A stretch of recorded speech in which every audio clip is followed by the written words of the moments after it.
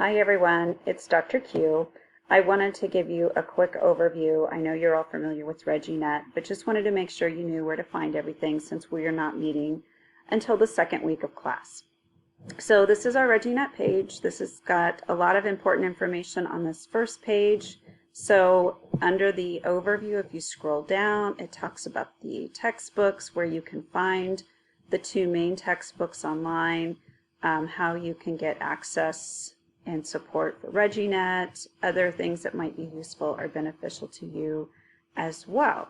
So there's that. You can find the syllabus, the course calendar, and also the schedule for when we're meeting on this page. So the syllabus is here, the course calendar and the meeting schedule.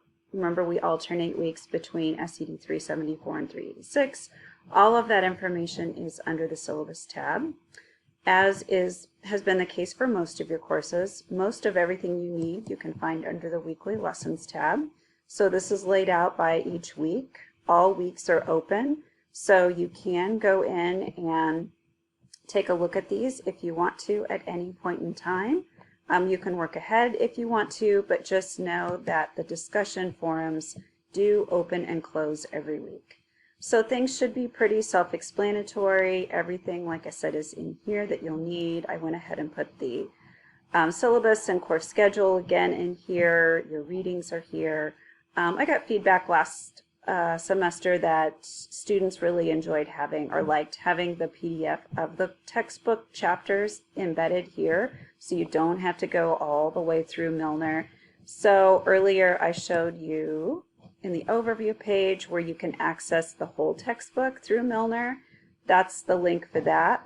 But within each weekly lesson, you'll also find the readings that you need from our two textbooks, the Building Blocks and the Blended Practices book. Sometimes there'll be additional readings like here, other resources that might be beneficial are included. Your discussion forum information is here, as well as any other assignments that you would have. So just thinking about our discussions, I'm going to click over here. Each week you're responsible for completing a discussion post. There will almost always be multiple questions for each prompt or question for each week. So please make sure that you address each of the questions. You will need to have this as well as a response to at least one of your classmates uploaded every Sunday night by 10 p.m. All right, so the first week of class starts on May 22nd. Your first discussion forum is due on Sunday, May 28th at 10 p.m. All right, so that is always going to be the case. So going back now, it's going to take me all the way back. Okay, come on. Oh, I see what it's doing. All right.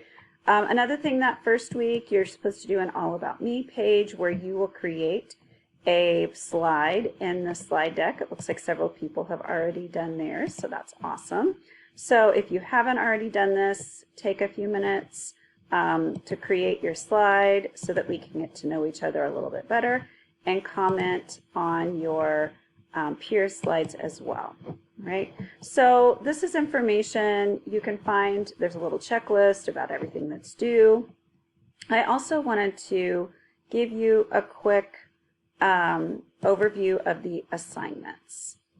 So I'm going to do this, and then we'll talk about these, of course, each week in class, as well as also I'll probably do a little video overview of each of the assignments too, so that you don't have to watch this whole video for more information about each of the assignments.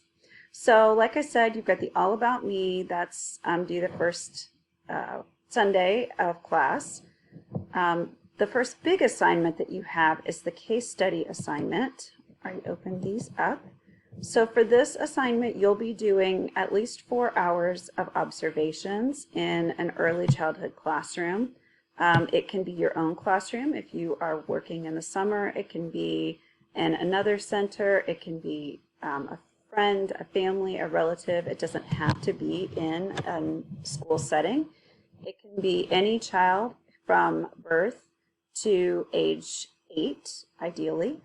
And the child, it should have either developmental delays, an IFSP for those that are birth to 3, or have a diagnosed disability, including speech, those kinds of things, for children who are 3 and above. So you'll observe that child, you'll document the information related to the child's development in these areas. You will also talk about the child's strengths and challenges, talk about where you feel like the child is functioning at the current level related to these different areas, and then think about ways that you might support a child in developing their learning related to these areas.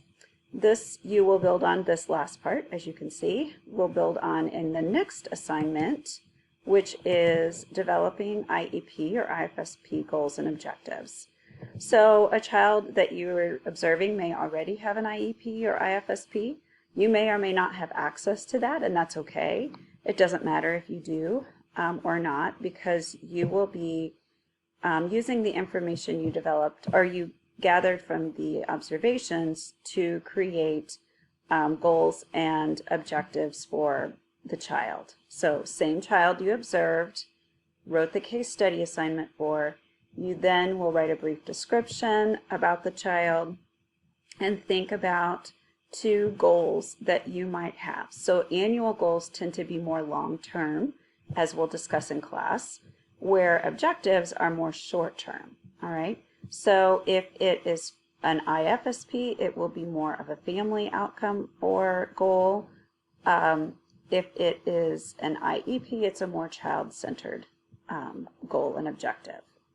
So you'll also write about a bit of a self-reflection, what it was like to create that, those goals and objectives. And again, once again, you'll use this information for the last big assignment, which is creating an activity matrix. I'm explaining this all very quickly, and you're gonna be like, I don't know what any of this means. And this is all based on stuff we're gonna learn across the 8 weeks in class, so don't panic. Like I said, I'll re-record with more detail once we get a little bit closer to when these are due. Oh, by the way, speaking of when things are due, let me go over here. The case study assignment is due June 11th. The IEP and IFSP goals and objectives are due June 25th. And the activity matrix, I have July 9th in here. It's actually due July 16th. I need to go in and change that. So the very last week of class.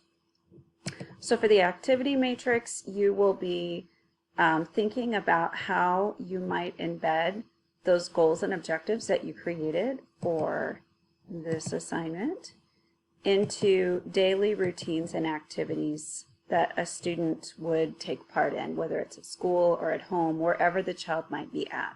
Okay? There are examples of this in the resources section in ReggieNet. So here you'll find a lot of different things. The examples you can find, there are assignment examples, there are sample IEP and IFSP examples, so you can kind of get an opportunity to look at different things to get an idea of what it is that you're supposed to be doing. There's also lots and lots of information in here, blank forms from your textbooks that you can use to fill out if you want to. So lots of different things that you can find under the resources tab. But just thinking about our assignments, again, that last assignment is the activity matrix. That's due at the very end of the course. And again, we'll go into more details because none of this will make sense to you at this point, but just know that each assignment builds on each other. The only assignment that doesn't build upon the others, which I guess in some ways it sort of does across the semester or across the whole course, is the professionalism rubric. So the last week of class, I will complete this based on your professional ethics, reflexive teaching and learning habits, and your demonstration of lifelong learning commitments. So this will get completed the last week of class and uploaded as your grade in ReggieNet with the rubric. So most everything that you need, you can find, well, everything that you need, sorry, there's my dog, you can find in ReggieNet. we will be going over the syllabus and all of this again the first week of class, or the first time we meet. I just wanted to remind you that that won't be until May 31st for us, because you'll be meeting on May 24th with Dr. Wells for the SCD 374 class. So I hope all of you are well. I'm excited to meet you in a couple weeks, and I will see you soon.